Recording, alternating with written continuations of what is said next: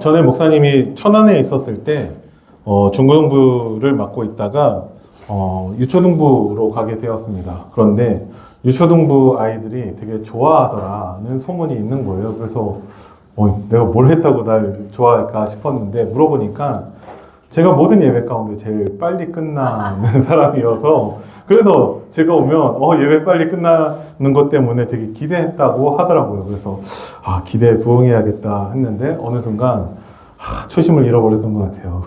그래서 다시 초심을 되찾고자 합니다. 여러분들도 기도해 주시기 바랍니다. 여러분들이 이제 말씀을 받잖아요. 목사님이 한 주간 말씀으로 사역을 하는 가운데에서 강조하는 바가 있습니다. 무엇이냐?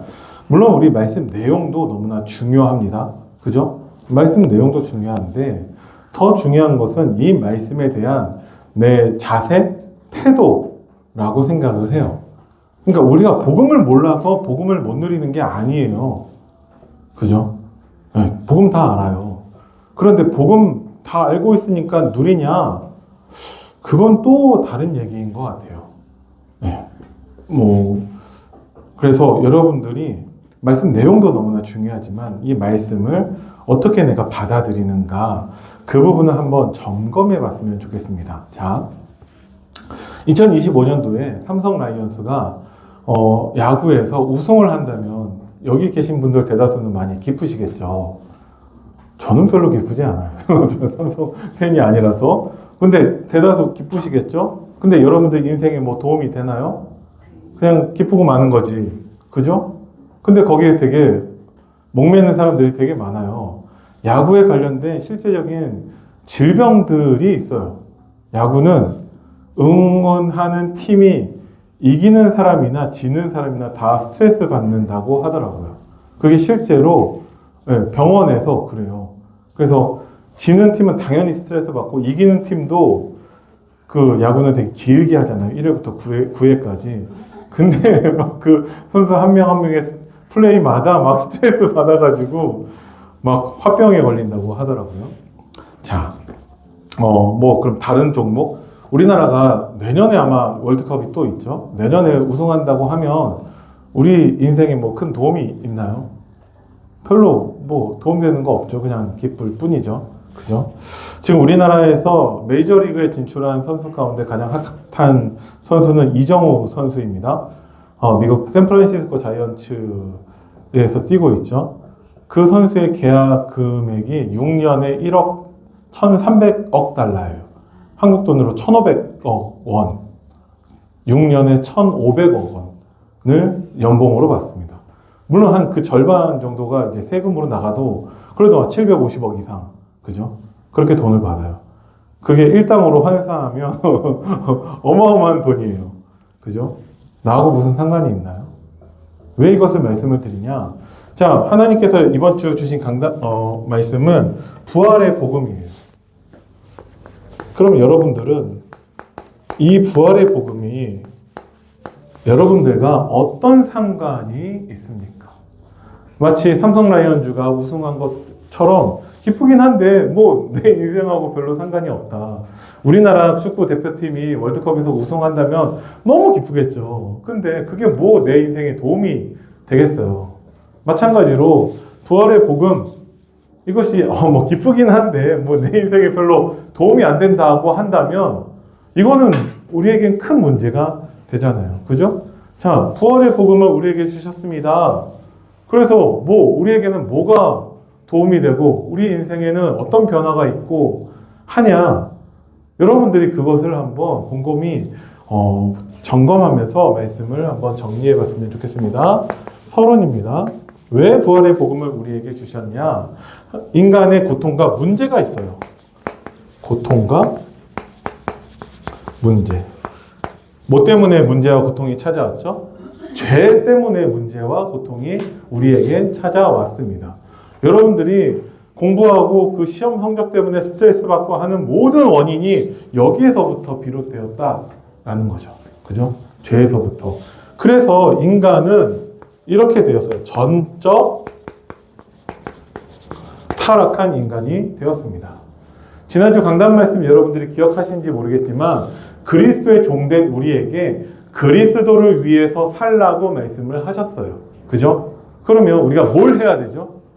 뭘 하는 게 아니에요. 우리가 그리스도를 위해서 사는 것입니다. 오늘 아침에 뭐 했죠? 아침에 일어나서 뭐 눈 뜨고 밥 먹고 씻고 해서 교회 왔습니다. 그게 우리는 그리스도를 위해서 사는 거예요. 뭐 별반 다를 바 없잖아요. 불신자들도 아침에 눈 뜨면 밥 먹고 학교 가고 회사 가고 다 한다니까요. 근데 그들은 그리스도를 위해서 사는 게 아니에요. 그러면 여러분들에게서의 신앙생활의 가장 중요한 것은 행위가 아니에요. 하나님은 여러분들의 중심을 보십니다. 그런데 우리의 중심이 어떻게 되었냐? 죄로 인해서 전적으로 타락하게 되었죠. 그 죄로 인해서 전적 타락한 인간은 하나님의 뜻과 반대되는 죄악을 행하고 있다. 인간이 뭘 하고 그게 문제가 아니라 전적으로 타락한 인간이 된 거, 그게 문제라는 거예요. 그래서 우리가 뭘 하든지 간에 모든 게 다 고통과 문제와 연결될 수밖에 없다라는 것이죠. 그런데 돈을 많이 벌어도 성공해도 이 문제가 해결되지 않는다라는 거예요. 그죠? 그러니까 우리나라 정치인 가운데서 가장 성공한 사람은 대통령입니다. 그죠? 근데 우리나라 대통령마다 지금 전 대통령 되었죠? 쫓겨났죠? 그 전 대통령 욕 많이 먹죠? 그 전 대통령 감옥 갔죠? 그 전 대통령 쫓겨났죠? 그 전 대통령 자살해 죽었죠. 그게 우리나라 대통령의 역사예요. 왜 그러냐? 아무리 성공해도 전적 타락, 이 문제를 해결하지 못하기 때문에 무엇을 하든지 간에 그게 중요한 게 아니라 모든 것이 다 고통과 문제로 연결될 수밖에 없다는 것입니다. 그래서 우리의 구원자이신 예수 그리스도를 우리가 만날 때 하나님은 우리에게 참 안식과 쉼을 주신다는 거예요. 그죠? 과거와 문제와 고통과 상처와 어려움이 있는데 예수 그리스도를 만나서 그리스도와 연합된다라는 것이죠. 그러면 문제, 어려움, 고통, 과거, 상처, 어려움 모든 것들이 없어지는 게 아니라 내가 달라진다라는 거예요. 내가 그리스도와 만나 그리스도와 연합된 자가 되어서 그리스도께서 주시는 참된 안식과 쉼을 얻을 수 있다는 거예요. 그러면 우리의 중심이 이렇게 되어지고요. 우리의 행위는 어떻습니까? 우리의 행위는 예수 그리스도를 주인으로 인정하는 자들은 말씀이 성취되며 말씀으로 인도함을 받게 된다. 그게 우리의 행위가 되는 거예요. 그래서 여러분들이 내가 부활의 복음을 가진 자로서 뭘 해야 되냐가 아니라 여러분들이 내 중심에 그리스도를 만나 그리스도와 연합됨으로 그리스도께서 주시는 참된 안식과 쉼을 얻게 되기를 바랍니다. 아멘. 그러면 자, 어떻게 해야죠? 그리스도께서 주시는 안식과 쉼을 얻으려면 어떻게 해야 되죠? 하나님의 말씀을 인정하시면 돼요. 우리에게 부활의 복음을 주셨어요. 그래서 이미 참된 안식과 쉼을 주셨어요. 여러분들이 뭔가 열심히 하려고 할 필요가 없어요. 하나님이 주신 말씀부터 여러분이 인정하시면 됩니다. 그러면 내가 하는 모든 것들이 고통과 문제가 되는 것이 아니라 안식과 쉼이 되는 것을 여러분들이 확인하게 될 거예요. 그래야 우리가 무엇을 할 수 있냐? 본론에서 우리가 하나님께 영광을 돌리는 자로 설 수 있습니다. 이게 우리에게 부활의 복음을 주신 이유예요. 하나님은 여러분들이 참된 안식과 쉼을 얻으면서 하나님께 영광 돌리는 자로 서시기를 원하고 계세요. 그래서 첫 번째 말씀하시는 것은 우리에게 이 고통과 이 문제를 해결하기 위해서 하나님은 우리에게 전달된 그 복음에 뭐 하라고요?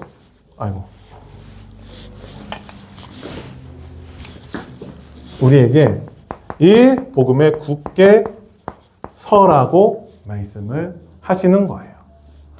여러분들이 복음에 굳게 서고 계십니까?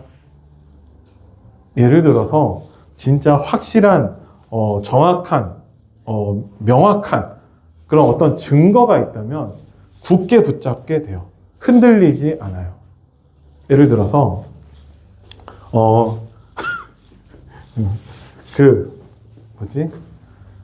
목사님이 지난주, 지지난주에 우리 가정에서 뭘 했었냐면은, 여러분들 임태기 혹시 아시나요? 임신 테스트기? 임신 테스트기를 저희 가정에서 사용했어요. 근데 그게 보통 한 줄로 이렇게 나와야 되는데 두 줄 나올 때가 있거든요. 그럼 이게 뭐죠? 두 줄 나오면 임신이에요. 근데 이런 식으로 나오는 거야. 그러니까 저희 아내가 굳게 붙잡지를 못하는 거예요. 근데 그때 우리가 붙잡은 말씀이, 그때 강단 말씀에서 하나님의 뜻대로 이루어지기를 기도하라고 하셨거든요. 그죠? 근데 이게 시간이 지나가면 계속 할수록 이렇게 되거든요. 그래서 이렇게 됐어요. 근데 이렇게 되니까 굳게 붙잡아. 그거는 굳게 붙잡는 게 아니에요. 이렇게 되어도 하나님 말씀, 언약 붙잡고서 우리는 믿음에 서야 한다는 것이죠. 그죠? 여러분들은 굳게 붙잡고 계시나요? 정말 많은 사람들이 굳게 붙잡지 않아요. 상황에 따라, 여건, 환경에 따라서 흔들리게 되고 있다는 것이죠. 하나님은 이것을 우리에게 말씀하고 계십니다. 자, 그래서 십자가의 복음을 어떻게 하라고요? 굳게 붙잡으라고요. 이 말씀을 하시는 거예요. 십자가의 보혈로 우리에게 승리를 주셨습니다. 그죠? 어떠한 죄로 인하든 어떤 고통, 문제, 사탄의 속임수 무엇이든지 간에 십자가의 보혈을 흘리신 예수 그리스도께서 우리에게 승리를 주셨습니다. 여러분들이 굳게 붙잡으시기 바랍니다. 어떻게 하면 되죠? 인정하시면 돼요. 아, 예수가 그리스도구나. 모든 문제가 다 끝났구나. 십자가의 복음을 굳게 붙잡는 여러분들 되시길 바랍니다. 그러면서 부활의 복음에 대해서 어떻게 하라고요? 또한 굳게 붙잡으라고 말씀하고 계시는 거예요. 많은 사람들이 정말 가볍게 붙잡고 있다니까요. 그래서 그 부활의 복음으로 인하여서 하나님은 우리에게 참된 안식과 쉼을 주고 계십니다. 이렇게 말씀하셨어요. 예수 그리스도를 믿음으로 그리스도와 연합되어 살아가는 자로 우리를 세우셨습니다. 뭐죠? 삶이죠. 그러니까 여러분들이 복음을 아는 것이 아니라, 복음으로 구원받았다는 것이 아니라 구원받은 자의 축복을 누리는 삶을 살기를 원합니다. 누가요? 하나님이요. 그래서 하나님이 이 말씀을 여러분들이 매일 인정하기를 원하고 계시는 거예요. 그래서 우리가 그 부활의 복음을 증거하는 증인이 되기를 하나님이 원하고 계세요. 이게 뭐죠? 하나님께 영광 돌리는 자라는 거예요. 그래서 하나님께 영광 돌리는 자는 복음을 굳게 붙잡고요. 그 복음을 증거하는 증인이 되는 것입니다. 자, 그래서 첫 번째로 말씀드리는 것은 예수 그리스도의 부활을 믿고 증거하는 자가 되라고 하셨는데, 도마라는 제자가 직접 부활하신 예수님을 못 만났어요. 그래서 믿지 못하고 있죠. 그래서 예수님께서 그 도마에게 하신 말씀이 무엇이냐? 요한복음 20장 27절에서 도마에게 이르시되 내 손가락을 이리 내밀어 내 손을 보고 내 손가락을 내밀어 내 옆구리에 넣어보라고까지 말씀하고 계시죠. 도마. 영어로는 토마스가 도마죠. 네. 도마라는 제자가 그 예수님을 만나고 나서는 진짜 예수님을 믿게 돼요. 진짜 복음을 굳게 붙잡고 순교하기까지 복음의 증인으로 서는 것입니다. 그러면 나는 어떻습니까? 나는 도마처럼 예수님 직접 내가 만나보지 않으면, 내가 진짜 그 손가락을 옆구리에 넣어보지 않으면 나는 못 믿겠다 하고 계시나요? 아니면 하나님 말씀을 근거로 해서 여러분들은 복음을 굳게 믿는 자가 되고 있습니까? 우리가 그 부활의 복음의 증인되기 위해서 노력하는 게 아니에요. 우리가 어떤 행위를 하기를 하나님 원하시는 게 아니라니까요. 우리 중심에 진짜 하나님의 복음을 인정해서 하나님이 주시는 안식과 쉼이 있는가를 하나님이 우리에게 물어보시고 우리를 확인하고 계시죠. 왜? 진짜 굳게 붙잡고 믿는 자를 하나님이 증인으로 세우시는 것입니다. 그래서 여러분들이 날마다 이 부활의 복음을 인정하는 자가 되기를 바랍니다. 이것이 하나님의 은혜 속에서 되어질 거예요. 지난주 강단 말씀이죠. 하나님 우리를 그리스도의 종으로 부르셨는데 그리스도의 종은 하나님의 은혜 받은 자라는 거예요. 그죠? 하나님의 은혜라는 것은 뭐죠? 사도 바울에 대해서 이렇게 말씀을 하셨습니다. 자, 바울에 대해서 바울은 하나님의 은혜로 구원받고 하나님의 은혜로 사역하며 하나님의 은혜로 모든 것을 하게 되었다. 그죠? 그러면 하나님의 은혜로 되었다는 것은 뭐죠? 하나님이 하신다라는 거예요. 여러분들을 증인으로 세우시는 거 하나님이 하십니다. 여러분들을 승리하게 하시는 거 하나님이 하십니다. 여러분들이 신앙생활하는 것, 복음을 굳게 붙잡는 것, 모든 것들은 다 하나님이 하신다라는 거예요. 그 말씀을 하고 계십니다. 근데 하나님이 하시는데 하나님이 무엇을 통해서 하시죠? 하나님의 말씀을 통해서 하시는 거예요. 그래서 여러분들은 이 말씀을 믿는 믿음이 있어야 돼요. 이 말씀이 지금 이미 성취되었다는 것을 인정하는 것이 여러분들에게 믿음이 될 것이고, 그런 여러분들에게 하나님이 하신다는 것을 확인하게 해 주실 거예요. 자, 결론입니다.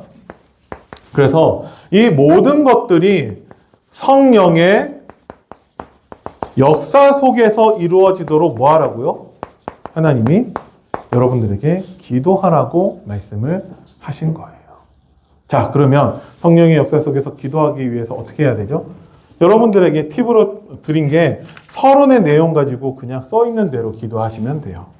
하나님, 인간의 고통과 문제의 원인과 시작은 하나님을 떠나 하나님의 말씀에 불순종, 불신앙한 그 죄로 인해서 우리의 전적 타락된 것 때문에 시작된 것을 우리가 믿습니다. 그래서요, 이 문제를 해결하기 위해서 두 번째, 우리의 구원자이신 예수 그리스도를 만날 때 우리는 참된 안식과 쉼을 얻게 됨을 믿습니다. 인정합니다만 여러분들이 기도하셔도 돼요. 그리고 나서 결론의 내용 그대로 여러분들이 순종하시는 것입니다. 이번 한 주간 동안에 계속 성령이 나머지는 역사하시도록 기도하시기 바랍니다. 그리고 또 뭐 하면 되냐? 우리에게 한 가지만 말씀하셨는데 내 입술에 뭐 하라고요? 고백. 여러분들이 계속 하나님이 고백하기를 원하세요. 하나님의 말씀이 나의 입술의 고백과 마음에 담겨진 묵상이 되도록 말씀에 집중하라. 그래서 그 말씀을 가지고 여러분들이 고백하시면 됩니다. 어떻게 하면 되죠? 서론의 내용 가지고 기도하시면 돼요. 그 인정하시는 것을 여러분들이 고백만 해도 됩니다. 어렵지 않죠? 어렵지 않아요.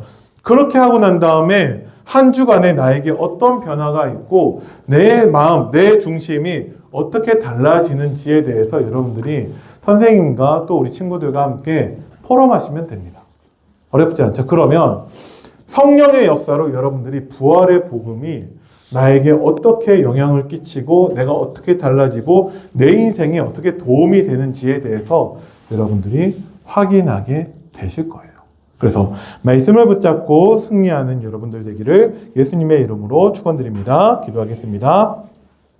살아계신 하나님 은혜를 감사드립니다. 우리 중고등부 모든 학생들과 우리 교사, 우리 선생님들이 하나님의 말씀 붙잡고 정말 부활의 복음을 누리며 정말 하나님 주시는 참된 안식과 쉼을 얻는 한 주간 되도록 성령으로 역사하여 주옵소서. 감사를 드리며 우리 주 예수 그리스도 이름으로 기도드립니다. 아멘.